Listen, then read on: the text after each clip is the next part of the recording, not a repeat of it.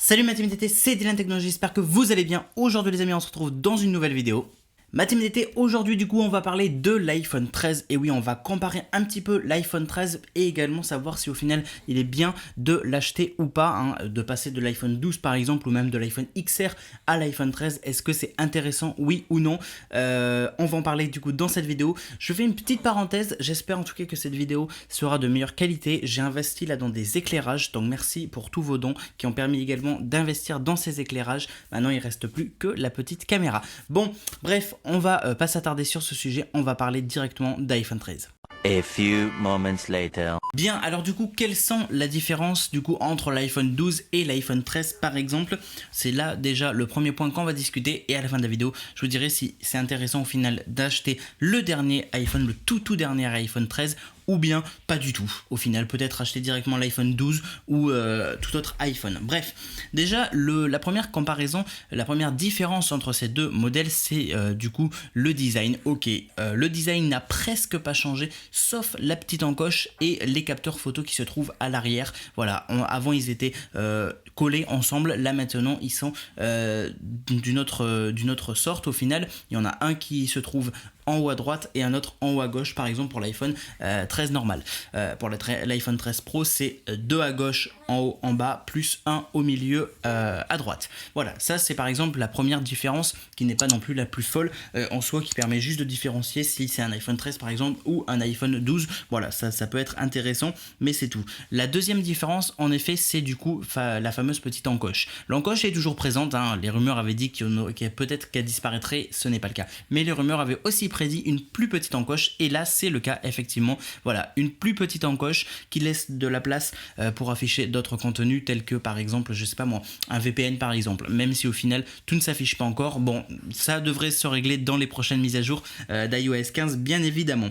Mais du coup, quels sont les autres comparatifs et descriptions? Eh bien, bon, sur la taille de l'écran, rien n'a changé. Par contre, l'iPhone 13, lui, peut tourner jusqu'en 120 Hz, peut afficher son écran jusqu'en 120 Hz en fonction de vos besoins, de vos capacités, des applications que vous utilisez. Donc ça c'est la première différence entre l'iPhone 12 et l'iPhone 13. Bien évidemment, ce n'est pas la seule. Bien évidemment, sur l'iPhone 13, on a la puce, la A15 Bionic, donc une puce plus puissante, plus rapide, etc., plus évoluée. Bref, la suite de la A14, hein, là-dessus, voilà. Les RAM, ça n'a pas bougé, toujours 4 Go pour l'iPhone 12 et l'iPhone 13, donc ça non plus, aucune différence à ce niveau-là. Par contre, par rapport au stockage, le stockage de base qu'on pouvait avoir sur l'iPhone 12 c'était du 64, 128, 256. Là on passe directement au 128, 256, puis 512 Go jusqu'à 1 Teraoctet pour les iPhone 13 Pro. Voilà. En tant que caméra, on a les deux mêmes. iPhone 12 et iPhone 13, on a 12 mégapixels en principal, 12 mégapixels en ultra grand angle. Là-dessus, il n'y a eu aucun changement.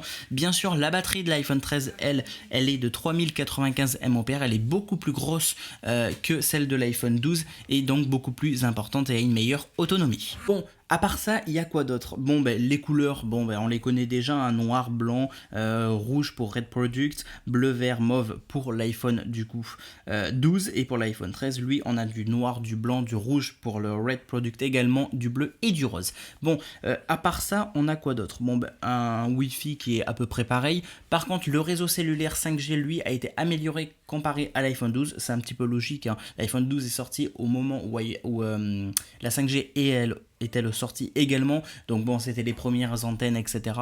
Là, on a une petite évolution, ça va pas non plus aller hyper loin, mais c'est déjà ça. Donc ça, c'est déjà intéressant.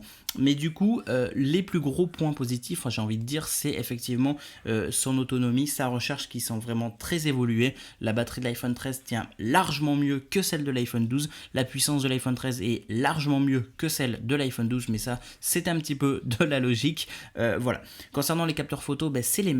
Par contre, la petite différence qu'on pourra avoir, et là, elle est plus d'ordre logiciel, on va dire, si on parle uniquement de l'iPhone 13, attention, c'est qu'effectivement, on a plusieurs nouveaux modes grâce à iOS 15 dans l'appareil photo, etc. Voilà. Par contre, si on devait le comparer à l'iPhone 13 Pro, mais ce n'est pas le cas dans cette vidéo, là oui, effectivement, on est beaucoup plus évolué avec le scanner LiDAR, les 3 capteurs photo, ultra grand angle, etc., téléobjectif, bref, là oui, on est beaucoup plus évolué. Mais là, le sujet de la vidéo, c'est comparer iPhone 12 à l'iPhone 13. Point barre, ça s'arrête là. On va pas commencer à de sortir tous les détails de l'iPhone 13 Pro par exemple. Mais c'est vrai qu'il est beaucoup plus puissant, encore plus puissant d'ailleurs, etc. etc. Concernant l'appareil photo, c'est vrai qu'on a du coup un très bon capteur photo sur l'iPhone 13, il n'y a pas de souci. C'est le même que celui de l'iPhone 12, mais par contre avec les nouveautés logicielles on va dire et la puce A15 Bionic, forcément ça permet du coup au logiciel de vous apporter un petit peu plus d'options on va dire pour prendre une photo par exemple. Maintenant, si on devait faire si on devait du coup choisir un iPhone 12 ou un iPhone 13, lequel vous choisirez? Dites-moi un petit peu ça dans les commentaires, j'y répondrai, je les lis et moi je vais vous donner du coup mon petit avis. Alors voilà, si on veut partir sur l'iPhone 13, il faut quand même qu'on se pose les bonnes questions. Pourquoi acheter l'iPhone 13? Quelle utilité on aura sur cet iPhone 13, etc. C'est très important parce que sinon ça limite, on va acheter l'iPhone 13 parce que bah voilà, c'est le 13, point barre, et ça s'arrête là. Sauf que c'est pas trop le but, enfin pour moi en tout cas, j'ai pas envie de claquer 900 € par exemple dans un iPhone qui au final, genre je sais pas moi, j'utilise pas l'appareil photo. Là ça sera un peu moyen, vous voyez ce que je veux dire? Mais bon, bref. En effet, il faut déjà s'attendre, il faut déjà essayer de voir quel besoin on aura pour cet iPhone. Moi personnellement, je fais pas mal de photos, ça peut m'arriver de faire pas mal de photos avec l'iPhone, avec mon iPhone actuel, j'ai l'iPhone XR, moi je suis resté à l'iPhone XR. Ça, parce que j'adore en plus son côté en vert. Bref, on veut faire, si moi par exemple, du coup je fais quelques photos, ça m'arrive de faire quelques photos, quelques petites vidéos, mais c'est tout. Moi j'ai un Canon à côté. Donc déjà l'iPhone, en termes de photos, je vais pas dire que je m'en fous totalement, mais un petit peu. Vous voyez, un tout petit peu, mais pas non plus trop, parce que c'est vrai que ça peut être pratique si je sais pas moi, on veut prendre en photo quelque chose de merveilleux, on va dire ça comme ça dehors. J'ai pas tout le temps mon Canon avec moi, c'est logique, mais ça peut être pratique, c'est vrai. Mais au final, moi, si je devais acheter l'iPhone entre l'iPhone 12 et l'iPhone 13, d'un côté, je choisirais le 13 parce que c'est le dernier, c'est le plus puissant, il a une meilleure autonomie. Je sais qu'on sera plus tranquille avec iOS parce qu'il va un peu plus durer dans le temps, c'est logique, etc. etc. Mais il faut quand même vraiment se poser la bonne question, est-ce qu'on a besoin d'acheter l'iPhone 13 absolument, ou on peut se contenter de l'iPhone 12? Par exemple, déjà pour le capteur photo, je dirais partons sur l'iPhone 12 parce que ok, l'iPhone 13 il a 2-3 options de plus qui sont d'ordre logiciel uniquement comparé à l'iPhone 12, ok, parce qu'il est plus puissant l'iPhone 13, blablabla. Mais au final ils ont le même capteur, donc il y aura les mêmes mégapixels, donc il y aura la même qualité approximativement.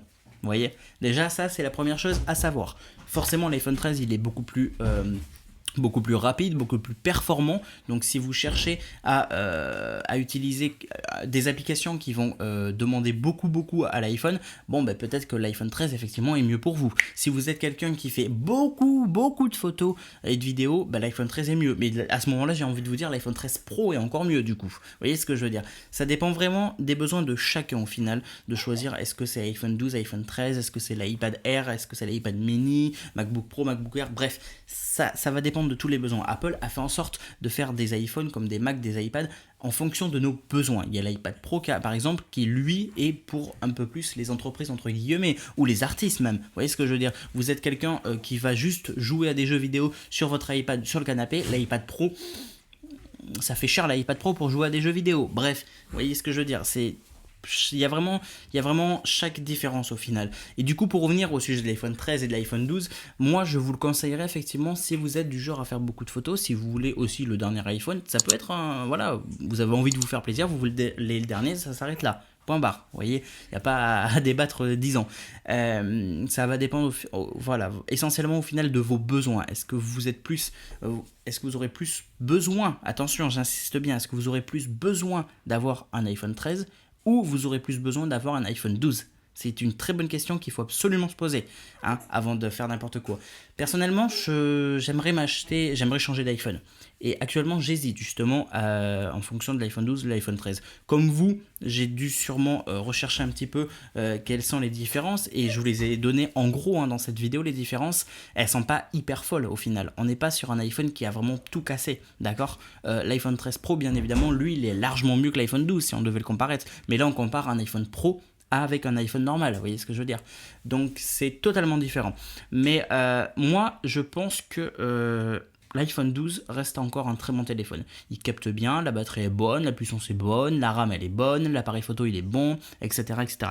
Il n'y a pas de souci là-dessus, mais c'est vrai que d'un côté je me dis, l'iPhone 13, au moins je prends le dernier cri et je suis tranquille pour 2-3 ans minimum.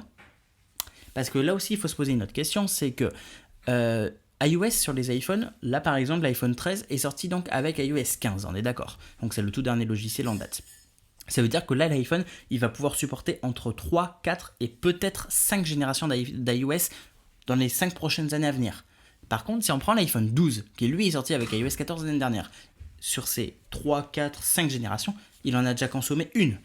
Donc il en resterait entre 3 et 4 générations. Donc 3 et 4 ans peut-être, approximativement. Pourquoi c'est très important de réfléchir à ça? Parce qu'en fait, un iPhone, si vous achetez un iPhone qui après n'aura plus une seule mise à jour d'iOS, ça peut être dangereux.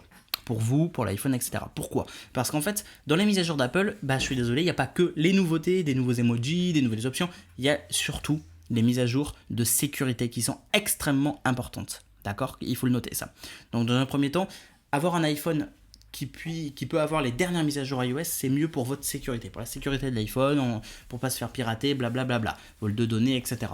Mais c'est aussi super par rapport aux applications, parce qu'en fait les applications, pour elles, il faut qu'elles se mettent à jour avec iOS. Donc si vous achetez un iPhone qui n'est plus compatible avec iOS par exemple, les applications, elles vont suivre pareil, elles seront plus compatibles. Vous voyez ce que je veux dire? Parce que les applications, elles vont tout le temps évoluer, tout le temps être à jour avec les dernières versions d'iOS, et c'est là où c'est important. Donc c'est là aussi où il faut se poser les bonnes questions. Donc si j'achète par exemple l'iPhone 12 maintenant, je sais qu'il a déjà utilisé un OS, d'accord? Il devrait en rester approximativement 3-4. C'est vrai qu'Apple maintenant ils essaient d'espacer plus, et c'est très bien. Voilà. Donc au final il y a encore le temps pour l'iPhone 12. Par contre si on devait parler de l'iPhone 11 ou même de l'iPhone X, ça commence à faire beaucoup là. Vous voyez ce que je veux dire? Bref, je pense que je vous ai à peu près tout dit dans cette vidéo. Elle est un petit peu longue, mais au moins je vous ai tout expliqué en détail. Donc, du coup maintenant, j'attends vos commentaires. Est-ce que vous allez acheter l'iPhone 12 ou l'iPhone 13 ou un autre iPhone ou rien du tout? Dites-moi tout ça dans les commentaires. Donnez-moi votre avis également. Qu'est-ce que vous en avez pensé, etc. Quelles sont vos comparaisons à vous? Quels sont vos besoins à vous? Et j'y répondrai. Et puis voilà, en tout cas merci à tous d'avoir vu cette vidéo. Comme d'habitude, n'oubliez pas de liker, de commenter, de partager. N'oubliez pas de vous abonner et d'activer la cloche pour recevoir toutes les notifications des grosses vidéos arrivent. Et je vais reprendre les lives très prochainement. Donc voilà, c'était Dylan Technologies, merci à tous, salut tout le monde, ciao.